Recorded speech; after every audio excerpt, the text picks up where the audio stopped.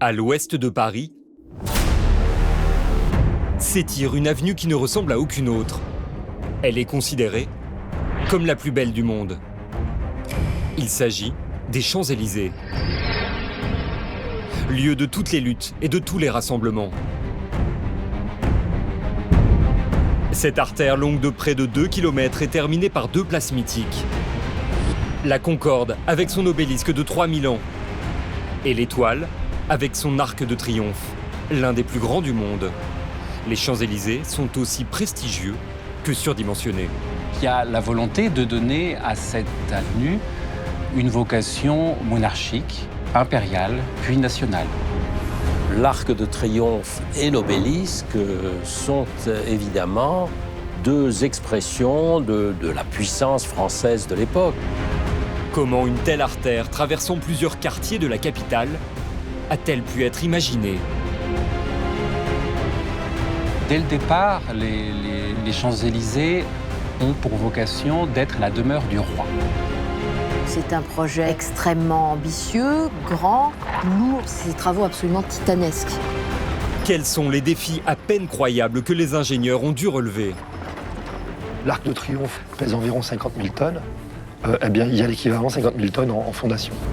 Pourquoi la construction du château de Versailles a-t-elle failli condamner l'avenue? On sait que les finances de Louis XIV ont été assez aléatoires et extrêmement mangées par les différentes guerres, conquêtes et constructions de places fortes.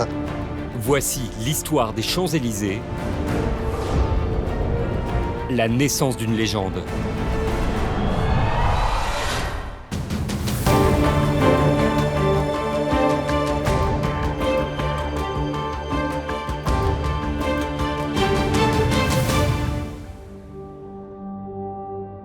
Avenue la plus fréquentée d'Europe, avec 100 millions de visiteurs par an et un trafic de 65 000 véhicules par jour, artère principale de l'ouest parisien, les Champs-Élysées symbolisent la grandeur, mais aussi une partie de l'histoire française. Son créateur, le roi des constructions gigantesques, Louis XIV.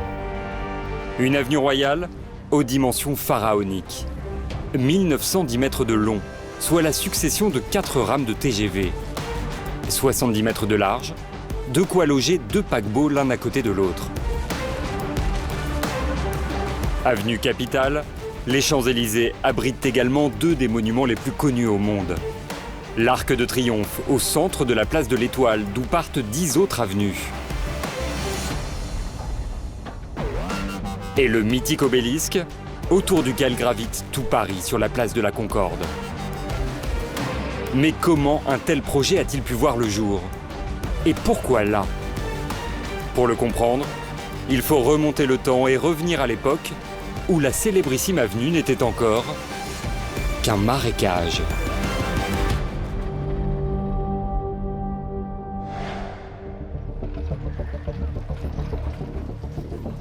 Voici Paris en 1664. Une ville à l'allure encore moyenâgeuse, cerclée de remparts et de fortifications. Mais dans très peu de temps, tout cela va changer. Car Paris abrite la résidence d'un roi qui veut révolutionner l'image de son pays, Louis XIV. Depuis quelques années, il fait bâtir un gigantesque château à Versailles.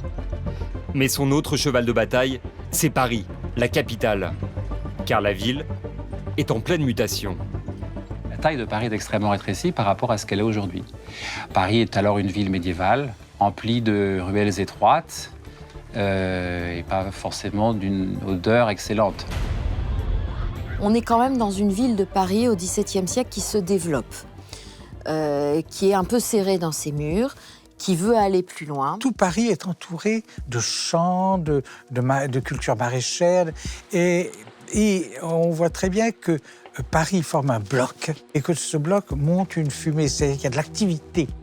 Et en fait, là, dès que vous sortez un peu de Paris, vous êtes dans la campagne. Les remparts ils vont être démolis sous Louis XIV, où il prend une décision politique assez folle en disant Paris, la capitale du royaume, n'a plus besoin d'avoir de remparts, parce que dorénavant, les remparts de la France sont à Lille, Strasbourg, Briançon. Le royaume est désormais suffisamment fort pour être protégé depuis l'extérieur, depuis les frontières extérieures. Fraîchement libérée de ses frontières, la capitale va enfin pouvoir s'ouvrir et s'étendre, à commencer par la partie ouest, car elle est très fréquentée par le roi. En effet, jusqu'ici, le roi vivait au palais des Tuileries, l'actuel Louvre, demeure des souverains depuis 2 siècles. Mais Louis XIV se rend régulièrement dans le chantier de son nouveau château à Versailles, à une vingtaine de kilomètres d'ici.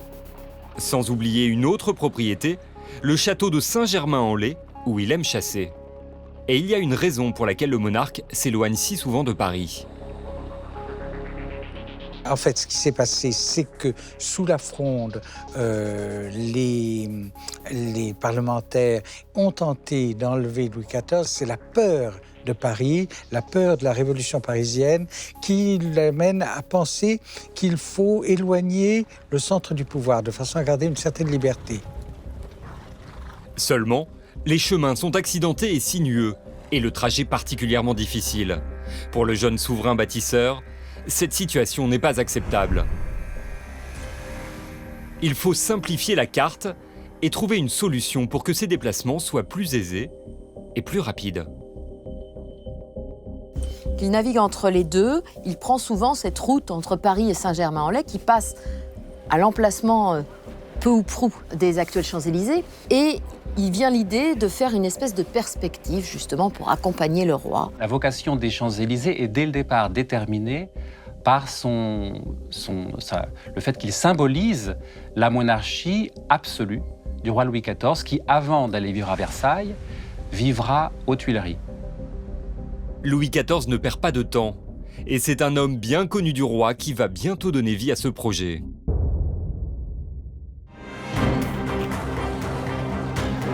Pour créer une percée grandiose, le ministre du roi Soleil, Colbert, fait appel à un homme en qui il a toute confiance, André Le Nôtre. Ce réaménagement, Colbert le confie à André Le Nôtre, qui est premier jardinier du frère du roi et jardinier de Louis XIV. À cette date, Le Nôtre a déjà replanté le parterre de Fontainebleau. Il a travaillé à Saint-Germain et à Versailles. Le grand jardinier est nommé responsable du projet. À lui de trouver une solution pour que l'ouest de Paris devienne facile d'accès. Mais il est trop compliqué de modeler 20 km de route pour aller jusqu'à Saint-Germain-en-Laye. Alors André Le Nôtre va avoir une idée. Il veut concentrer tous les moyens au départ de la résidence des Tuileries et créer un axe royal.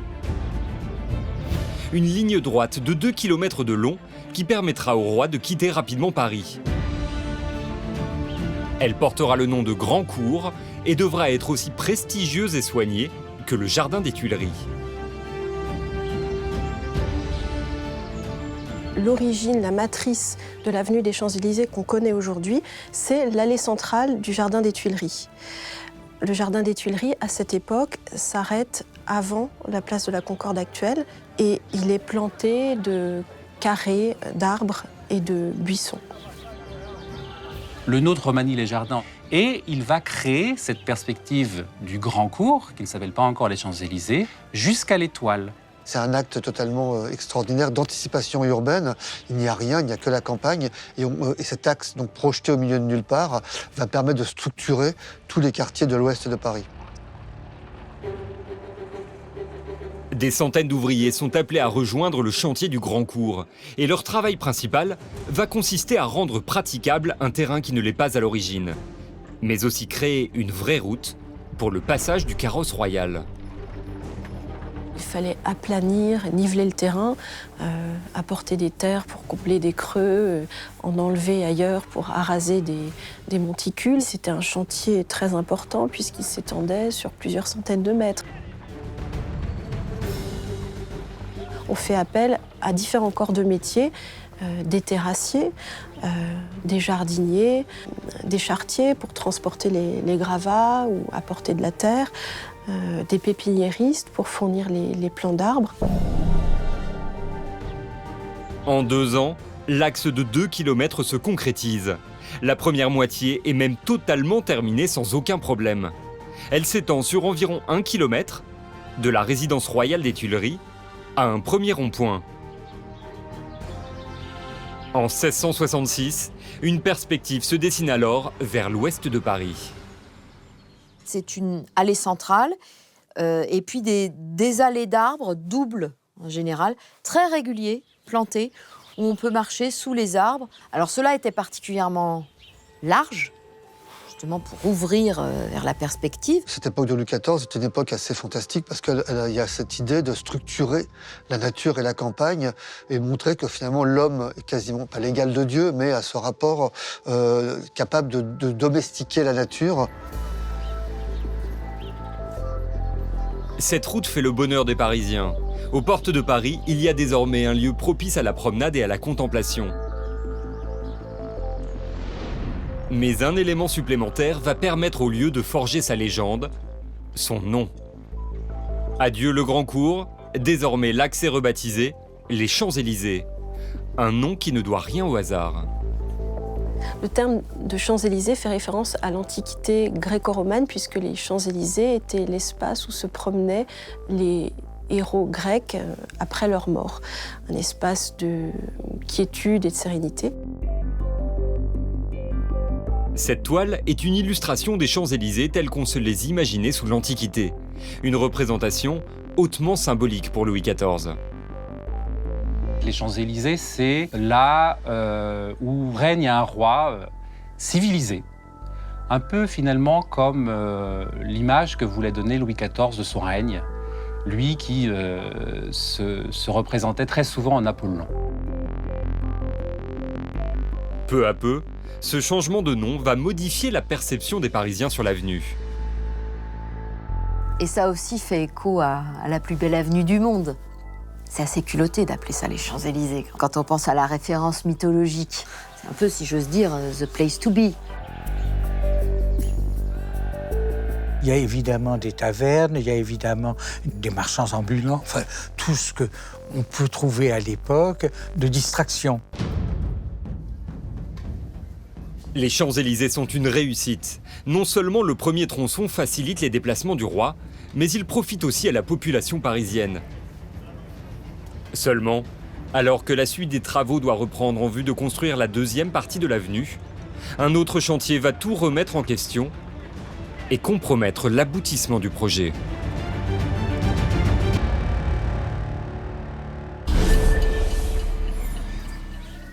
Nous sommes en 1682. 18 ans après le début des travaux, les Champs-Élysées sont à l'arrêt. Le deuxième kilomètre de route qui devait être tracé ne l'est pas. Pire, le premier kilomètre si apprécié du roi et des Parisiens commence à se dégrader. Et la raison s'appelle Versailles.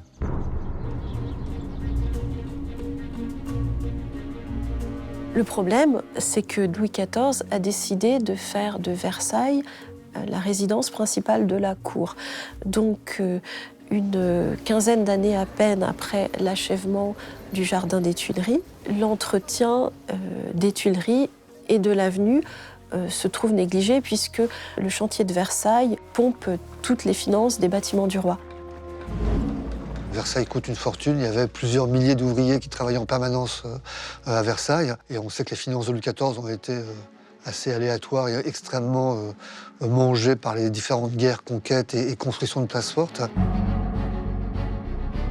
Le gouffre financier qu'est Versailles écarte tout espoir de poursuivre le projet des Champs-Élysées. Pendant 30 ans, l'avenue existante devient une route de campagne mal famée. Elle tombe progressivement en désuétude. Disons que le projet n'a pas fait long feu, puisque de toute façon, à partir du moment où la cour séjourne à Versailles quasiment en permanence, on n'a plus besoin d'aller des Tuileries à Versailles et d'emprunter la Grande Avenue. Et il va malheureusement falloir attendre un événement funeste pour relancer le projet.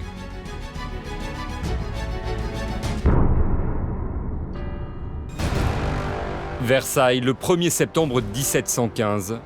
Il est 8h15. Louis XIV décède 4 jours avant son 77e anniversaire. Pour se rapprocher des Français, le jeune Louis XV, qui n'a alors que 5 ans, est rappelé aux Tuileries.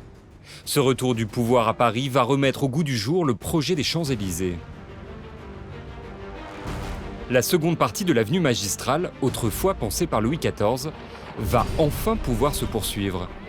Mais une fois encore, la route est semée d'embûches.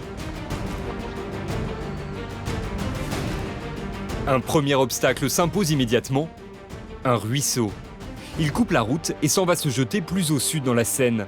Impossible de le contourner. Il n'y a en fait qu'une seule solution. Un pont va être construit à hauteur de la rue de la Boétie et du pont de l'Alma, dans la prolongation de la rue de la Boétie, qui va permettre aux promeneurs d'éviter d'avoir à traverser ce qui est alors le Grand Égout, qui est en fait un ruisseau qui descend de Ménilmontant et qui charrie toutes les poubelles de Paris, donc ce qui ne va pas être très agréable pour les promeneurs. Le Grand Égout, c'est une des limites, je dirais pas non pas naturelle, mais une limite presque géographique de l'Ouest parisien.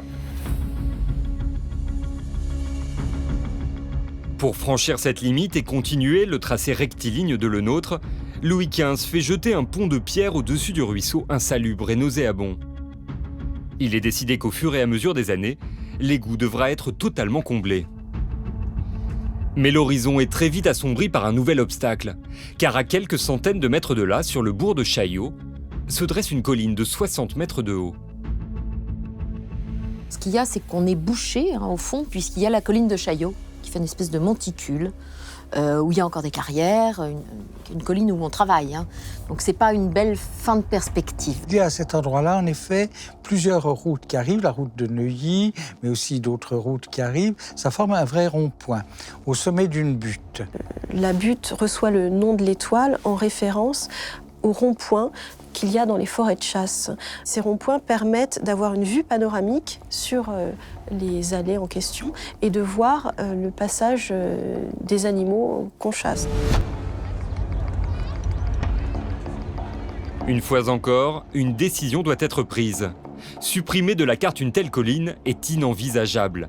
Seule solution, l'aplanir, diminuer le dénivelé et créer un gigantesque faux plat.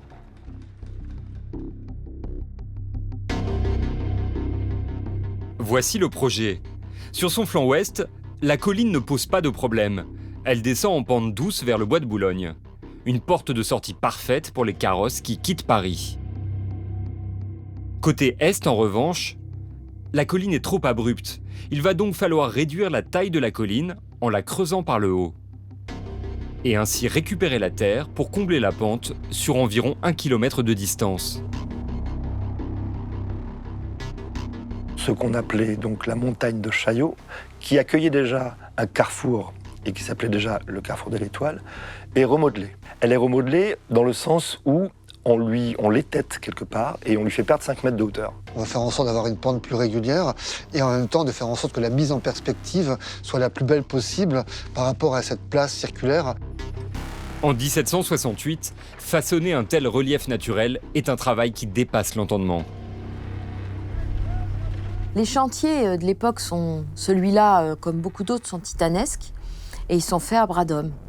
Qu'on a du mal à imaginer, mais il devait y avoir une espèce de fourmilière d'hommes avec des pelles, des pioches et des brouettes qui aplanissent.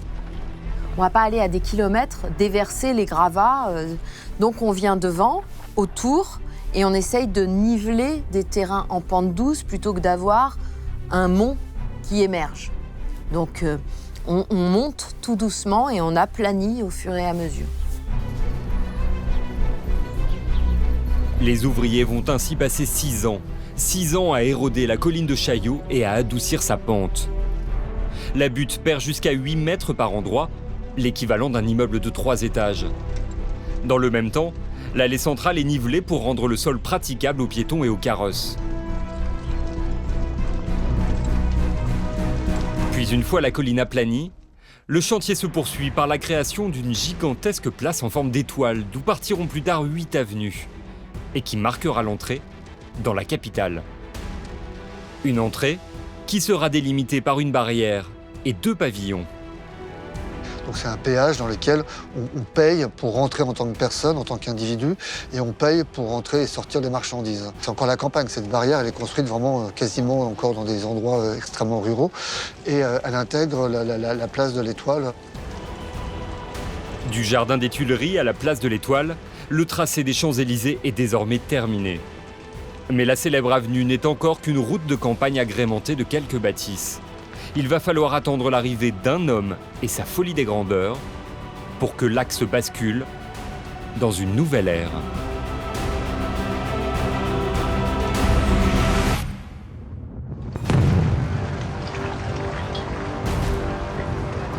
« 2 décembre 1805, à Austerlitz, en Autriche.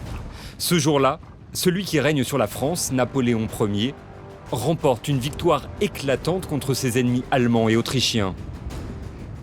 Napoléon veut crier sa réussite, et quoi de mieux qu'un monument pour le faire? Il comprend l'arme politique que constituent ces victoires et il veut capitaliser politiquement sur ces victoires en les concrétisant par des monuments à la gloire de ses armées.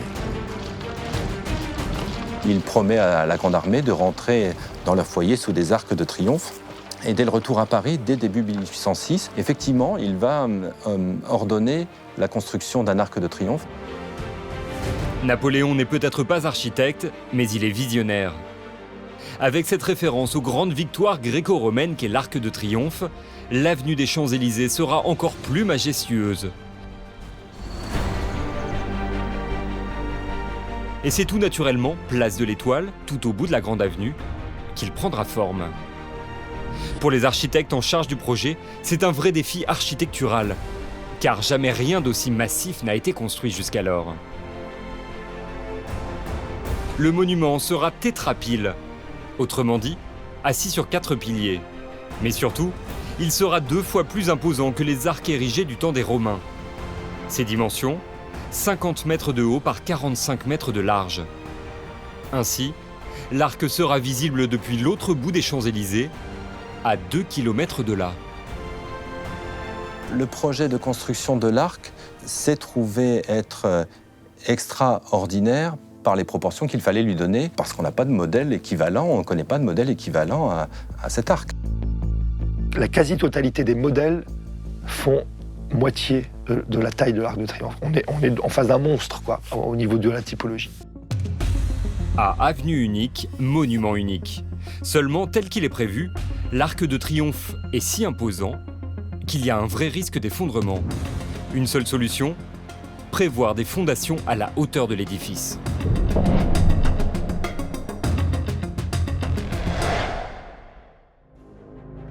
Août 1806.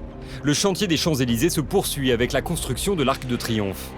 Les ouvriers vont commencer sous terre avec les fondations. Et c'est une entreprise titanesque qui s'annonce. La première année du chantier est compliquée. Il faut prévoir des fondations très solides pour porter les masses qu'on envisage, la taille déjà extraordinaire qu'on envisage pour le monument. Il y a toute une première période de chantier où on doit construire ce qu'on appelle le massif de fondation sur 8 mètres de profondeur, l'équivalent en poids de ce qui va être porté en fait. Il y a l'Arc de Triomphe en tant qu'objet de superstructure, c'est-à-dire extérieur à la terre, pèse environ 50 000 tonnes.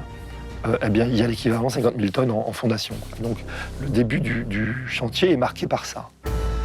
Une entreprise d'autant plus compliquée qu'elle doit se faire sur un terrain particulièrement capricieux. En sous-sol, la colline de Chaillot, aplanie pour la construction des Champs-Élysées, est un véritable gruyère de galeries naturelles. Le travail de consolidation commence alors. C'est un projet extrêmement ambitieux, grand, lourd au sens propre du terme. La colline de Chaillot a hébergé des carrières, on est sur un sol peu stable, on doit construire en sous-œuf pour porter cette espèce d'énorme édicule. Pour être parfaitement ancré au sol, l'Arc de Triomphe va reposer sur une gigantesque plateforme trapézoïdale, plus grande que l'arc lui-même, avec une épaisseur équivalente à la moitié d'un immeuble.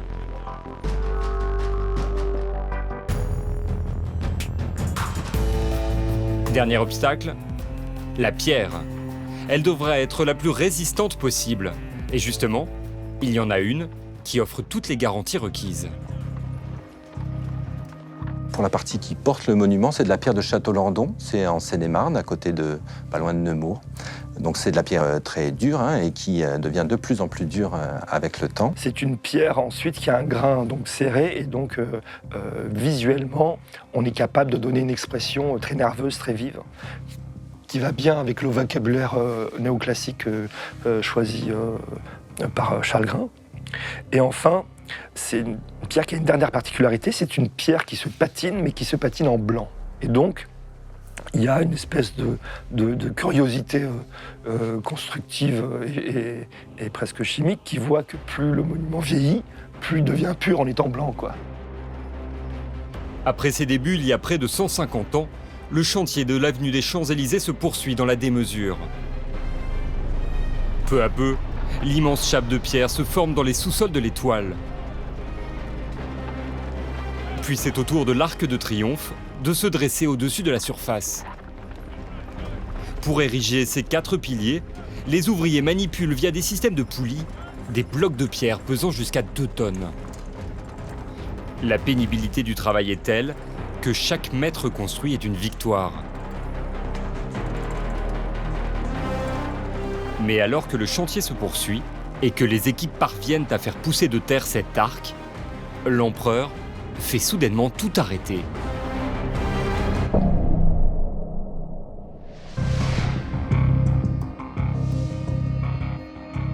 « 12 mars 1810, le chantier des Champs-Élysées est loin d'être achevé. 4 ans après le début des travaux de l'Arc de Triomphe, les ouvriers ne sont parvenus à édifier que 5 des 50 mètres prévus. Et l'architecte Chalgrin va être confronté à un nouveau défi. Aujourd'hui, Napoléon lui apprend qu'il va se marier avec Marie-Louise, l'archiduchesse d'Autriche. Et il veut célébrer l'événement sous l'Arc, place de l'Étoile. Seulement, l'événement est dans 20 jours. Alors comment faire ? Chalgrin a une idée. Il va bâtir un faux arc de triomphe à l'endroit même du futur monument. À l'occasion du mariage de Napoléon et de Marie-Louise d'Autriche, Chalgrin, l'architecte, va construire un arc grandeur nature en charpente et en toile peinte en trompe-l'œil. L'architecte tire parti de cette surprise de dernière minute en se servant de son arc temporaire fait de bois et de tenture pour corriger ça et là les faiblesses de son futur arc de triomphe. Et donc ce sera l'occasion pour lui de construire cet arc très vite donc, et de voir l'effet qu'il donne dans ses proportions situées sur la place. Et ça sera l'occasion pour lui aussi, pour Chalgrin, d'apporter les dernières modifications sur le plan de l'arc. Et 20 jours plus tard, l'Arc de Triomphe dans sa version express est bien là. Napoléon Ier et Marie-Louise passent sous l'arc en bois acclamé par des milliers de Parisiens. Ce jour heureux du 1er avril 1810 est le tout premier événement de nombreux autres qui se donneront plus tard sur les Champs-Élysées. Mais pour l'heure, l'avenue et son arc sont loin d'être achevés.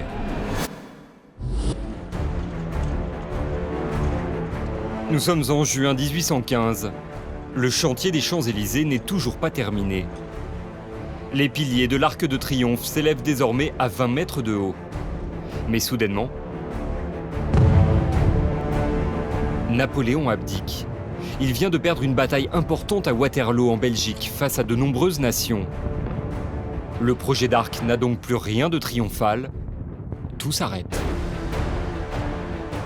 Donc Napoléon, comme pratiquement pour tous les monuments dont il était l'instigateur ou à l'initiative, ne va pas voir s'achever la construction puisque son règne s'achève en 1814. Et donc le monument est à l'abandon sur décision du régime qui lui succède alors, qui est le régime de la Restauration. La gloire de Napoléon s'en est allée, et avec elle les financements qui permettaient encore de continuer à bâtir la légende des Champs-Élysées. Arrêté en pleine ascension, découvert de ses échafaudages, l'arc prend des allures de ruine antique pendant une dizaine d'années. Mais en 1823, Le successeur de Napoléon, Louis XVIII, veut en faire quelque chose. Si l'arc a été pensé à la gloire des armées napoléoniennes, pourquoi ne pas en modifier la destination et l'ériger à la gloire des armées du régime actuel ?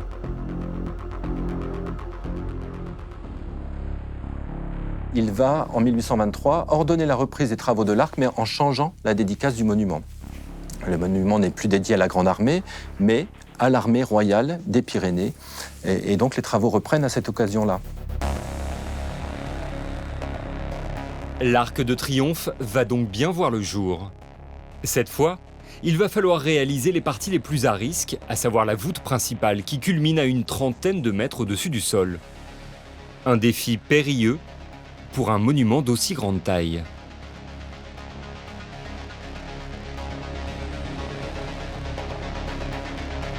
Une particularité constructive aussi de l'arc est que ça a l'air, quand on le regarde, d'un élément plein, d'un objet plein, mais il est creux au niveau de sa tête, en haut. Les équipes vont donc se servir des 4 piliers pour répartir les masses des voûtes latérales et de la voûte principale. On a un édifice massif qui est là pour résister aux poussées latérales, d'abord de la voûte principale et ensuite des petites voûtes latérales. 20, 30, 35 mètres, l'Arc de Triomphe atteindra sa taille finale en 1836. Mais alors que tous les feux sont braqués sur ce projet monumental, la construction des Champs-Élysées se poursuit avec un autre projet un peu fou, situé à l'exact opposé de la place de l'Étoile.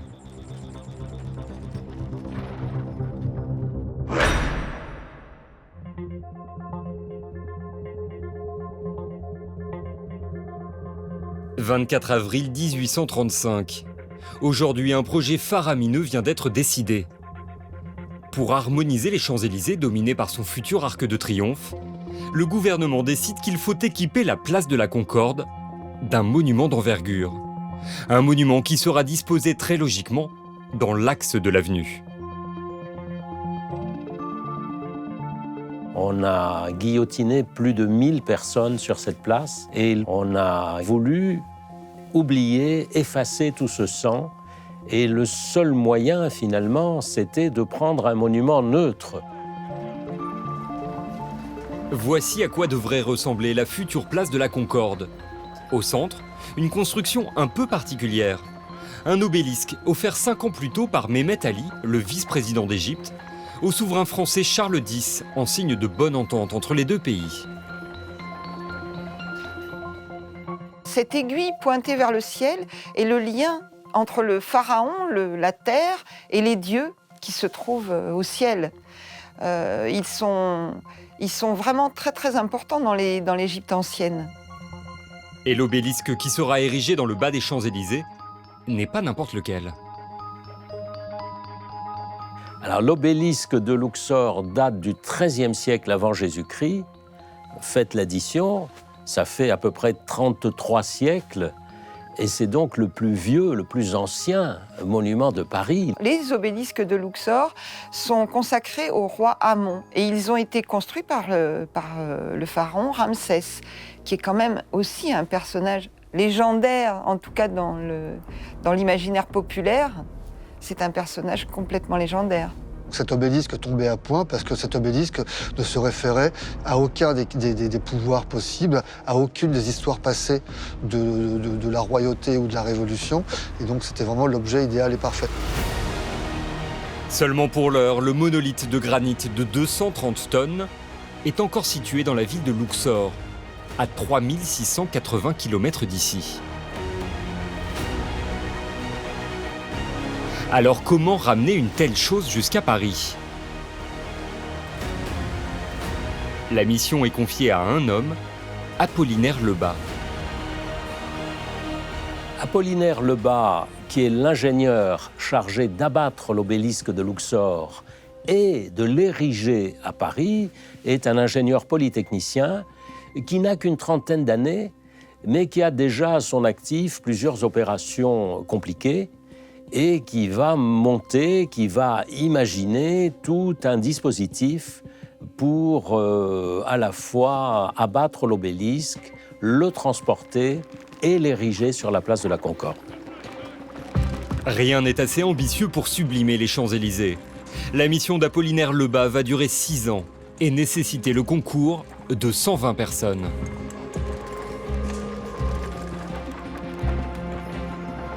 C'est un peu une superproduction finalement. Tous ces centaines d'hommes partis un petit peu à l'aventure. Entre le départ de Luxor et l'arrivée en France, il y a eu toutes sortes de péripéties. C'était très compliqué à faire. Il ne faut pas moins d'1 an et demi pour ramener l'obélisque jusqu'à Paris. Alors qu'il s'approche de la capitale, les Champs-Élysées sont en pleine ébullition. Après 30 ans de construction, l'Arc de Triomphe est en passe d'être achevé. Il atteindra bientôt sa taille finale de 49 mètres et demi.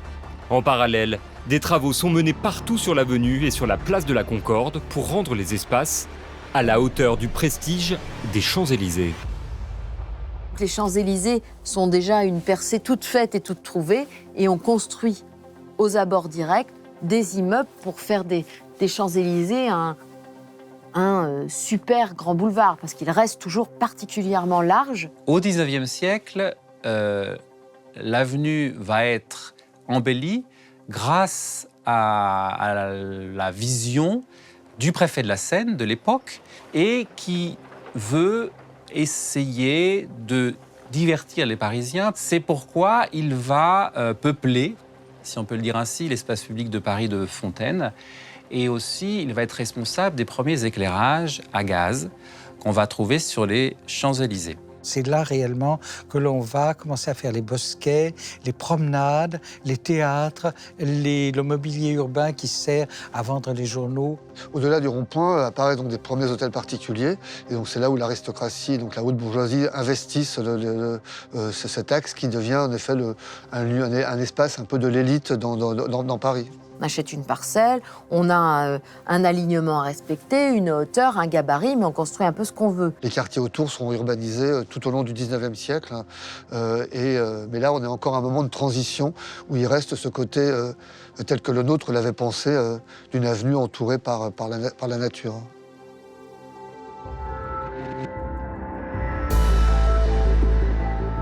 Les Champs-Élysées se structurent peu à peu.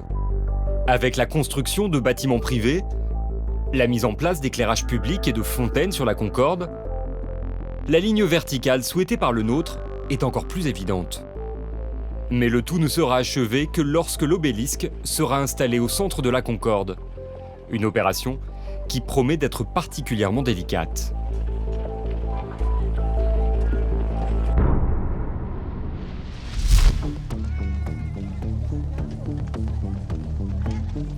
« 25 octobre 1836. Aujourd'hui marque la fin de presque 200 ans de chantier sur les Champs-Élysées. L'obélisque de 235 tonnes va quitter les quais de la Seine pour être érigé à 500 mètres de là, au centre de la place de la Concorde.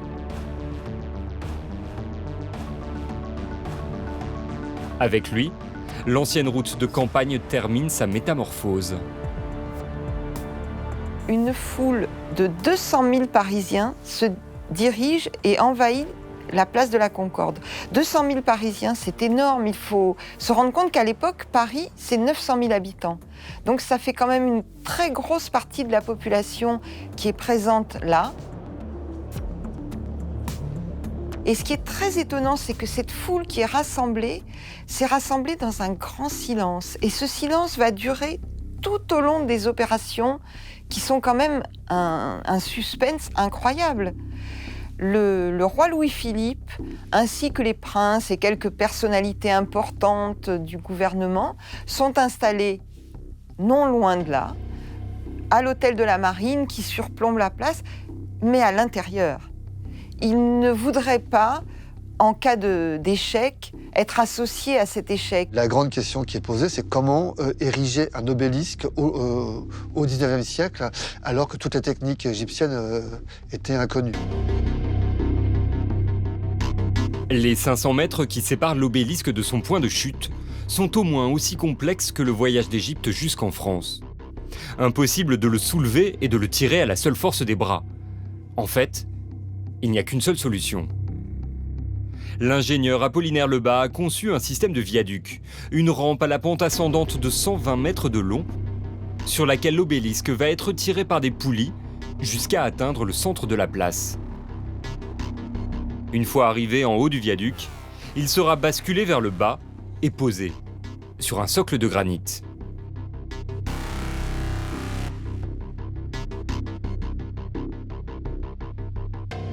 On va prendre en cravate l'obélisque, le sommet de l'obélisque, on va le tirer vers le haut en l'empêchant de s'écraser sous son poids. Il est 11h30. Après avoir parcouru les 120 mètres de viaduc, l'obélisque va bientôt atteindre sa place finale. Ceux qui actionnent la main-d'œuvre employée pour l'action des cabestans sont des matelots, sont du personnel de la marine qui est habitué à ce genre de manœuvre. L'ingénieur Lebas, qui doit être certainement au pire de son état, s'est installé sous l'obélisque. Comme ça, en cas d'échec, il ne survivra pas à l'opération.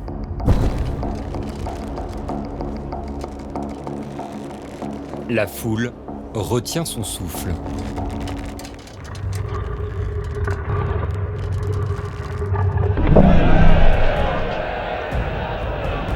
Ça y est, le monolithe trône enfin au milieu de la Concorde. C'est un succès phénoménal pour les équipes techniques et les centaines d'ouvriers qui ont participé à cette installation. Avec l'obélisque, la France signe l'une de ses plus belles réalisations. Les Champs-Élysées. Un ensemble urbain et monumental incomparable. L'Arc de Triomphe et l'obélisque sont évidemment deux expressions de la puissance française de l'époque. Et ce n'est d'ailleurs pas un hasard si l'histoire de France va continuer à s'écrire ici. Car après l'installation de l'obélisque, la légende des Champs-Élysées n'est pas encore terminée. Les Champs-Élysées tels que nous les connaissons aujourd'hui naissent en 1852. Cette année-là, le préfet Eugène Haussmann décide de redessiner Paris. Baron Haussmann a une vision de Paris. On veut mettre en place des services, on veut pouvoir y circuler facilement, on crée tout ce qui est grand axe et on veut construire du logement pour tous. Et les Champs-Élysées ne font pas exception à ces nouveaux aménagements qui vont durer 18 ans. En ajoutant 4 avenues à l'étoile, le baron Haussmann a fait de cette place un point névralgique de la capitale. Les 12 avenues qui partent de la place font partie du dessin d'Haussmann. Haussmann dira d'ailleurs qu'il est très fier de cette réalisation, qu'il considère comme l'une des plus réussies de son mandat. C'est à lui également qu'on doit les fameux immeubles haussmanniens et leurs façades prestigieuses. C'est lui qui va fixer l'esthétique, on va dire, des nouvelles constructions à Paris, et notamment aux Champs-Élysées. C'est-à-dire que les maisons, les immeubles ne peuvent pas faire plus de 20 mètres de haut. Et donc c'est là où apparaît cette idée d'une sorte de grande homogénéité, d'une grande uniformité dans l'architecture parisienne, avec les grands axes, avec la logique du balcon au 2e étage, le balcon au 5e étage, une construction en pierre plutôt assez uniforme. Une uniformité qui va perdurer dans le temps. Désormais, l'ancien axe de Le Nôtre est prolongé par l'avenue de la Grande Armée située de l'autre côté des Champs-Élysées et qui s'étire jusqu'en banlieue ouest, sur l'île de Puteaux, où l'on trouve le quartier d'affaires de la Défense. Cette grande ligne droite de 8 km de long porte un nom, le Grand Axe historique. Ce qui est frappant dans l'histoire de ce grand axe des Champs-Élysées, c'est qu'il a commencé à la fin du XVIe siècle avec la plantation du jardin des Tuileries et de son allée centrale, et qu'il s'est prolongé jusqu'à la fin du XXe siècle avec, à l'aboutissant, au-delà de l'Arc de Triomphe, la Grande Arche de la Défense. où on va de l'origine finalement du royaume de France jusqu'à la République, marquée par cette arche monumentale à la Défense. On est à la fois dans l'histoire, dans la tradition, et en même temps on est dans la modernité. Gigantesque, historique, facile d'accès. Autant d'atouts qui ont fait des Champs-Élysées en 3 siècles l'avenue la plus connue au monde. Quand vous voyez le nombre d'étrangers, on se dit qu'il y a encore une aura extraordinaire de l'avenue des Champs-Élysées. D'ailleurs, si on veut vraiment avoir une très belle vue sur Paris, c'est l'Arc de Triomphe qui donne la meilleure, avec justement toutes ces avenues, et c'est un endroit magnifique. Et pour le peuple français, les Champs-Élysées sont aussi devenus le lieu de tous les rassemblements et de toutes les célébrations. Dès qu'il y a une émotion qui traverse toute la population, c'est au pied de l'Arc sur les Champs-Élysées qu'on se réunit. C'est un monument populaire auquel tout le monde se sent attaché. Les grands événements de l'histoire font référence et reviennent toujours à ce symbole. Le soldat inconnu qui est enterré sous cet arc de triomphe, les grands défilés du 14 juillet, jusqu'aux victoires en Coupe du Monde de football où les joueurs descendent les Champs-Élysées. Aujourd'hui, les Champs-Élysées font la fierté de la France. Près de 5 siècles auront été nécessaires pour transformer un simple chemin tortueux en une véritable légende.